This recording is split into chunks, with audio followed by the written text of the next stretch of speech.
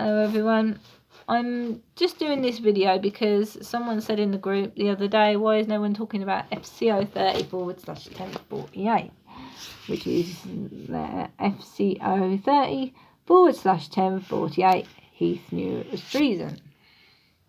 Yeah, he did know, right? It was treason, right?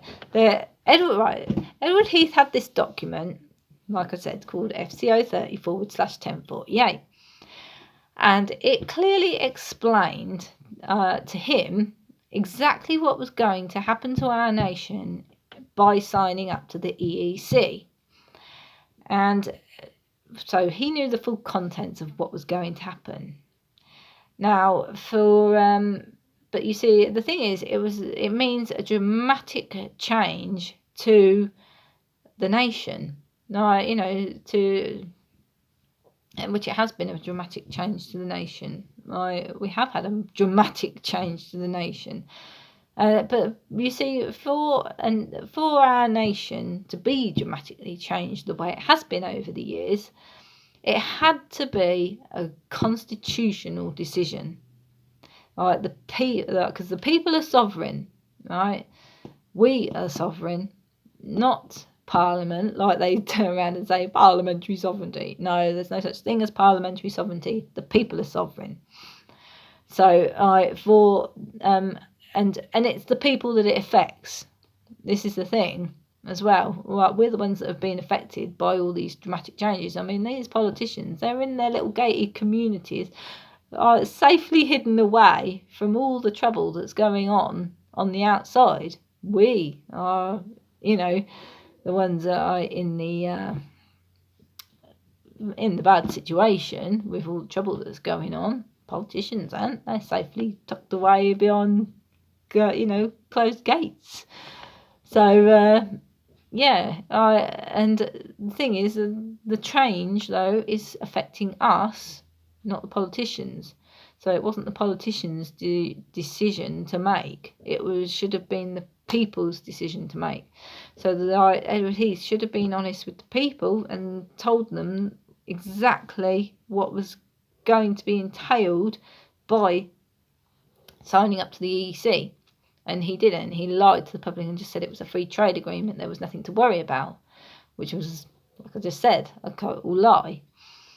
And, so, yeah, it's very, well, it was high treason. It's as simple as that. That's why we have never lawfully been a member of the EU, because the public should have known exactly what it would have involved by signing up to the EEC in the first place. And because the public, the truth was kept hidden from the public, that's why it was against the, it was not a constitutional decision made anyway. It should have been a constitutional decision made for us to sign, for us to join the EEC in the first place, which it wasn't, because the public had no idea what was coming, which they should have done. And Edward Heath went ahead and signed the Treaty of Rome, and I'll explain that in a minute. Right, he signed the document to sign us up to the EEC. We're knowing full well what was coming, but he knew what was coming, but the public didn't.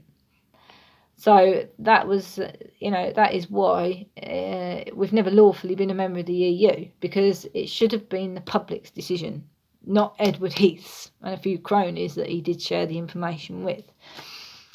It should have been the sovereign people's decision whether we wanted this dramatic change to happen to our nation, which is what's happened, right, by joining the EEC in the first place. But we've never lawfully been a member of the EEC or EU as it's become called now, because we should have been the ones to decide whether we wanted it in the first place and known its full contents beforehand. But it's not only that. Right, now, as I said here, the document he signed was called the Treaty of Rome. Now, there's a law in our Bill of Rights. Our Constitution's made up of a number of documents. The most well-known documents are the Magna Carta and the Bill of Rights.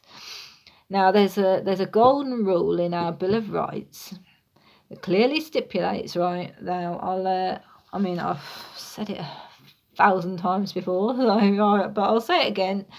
Right, it says, IAB do swear that I do from my heart abhor, detest and abjure as imperious and heretical, this damnable doctrine and position. The prince is excommunicated or deprived by the Pope or any authority of the See of Rome, there's your clue, See of Rome, may be deposed or murdered by their subjects or any other whatsoever. And I do declare that no foreign prince, person, prelate, state, or potentate hath or ought to have any jurisdiction, power, superiority, preeminence, or authority, ecclesiastical or spiritual, within this realm, so help me God. So for Edward Heath to sign the Treaty of Rome, that was totally against our own law. Because in the Bill of Rights, it clearly stipulates, it's clearly stipulating princes excommunicated, deprived by the Pope or any authority of the See of Rome may be deposed or murdered by the subjects or any other whatsoever. Right, that's so for Edward Heath to sign the Treaty of Rome, which is an authority of the See of Rome. Yeah, Treaty of Rome, See of Rome. That was against the law. So not only should it have been a constitutional decision whether we wanted it, right, it was against the law for him to sign it anyway.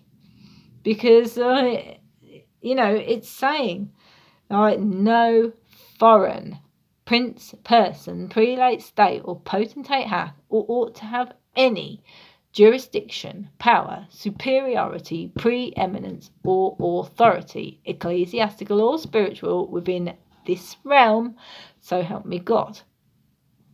Right, so it was against the law for him to sign it in the first place.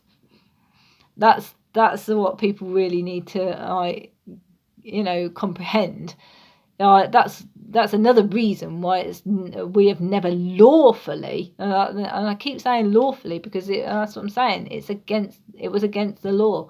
It is still against the law, for us to have any association with the EU whatsoever.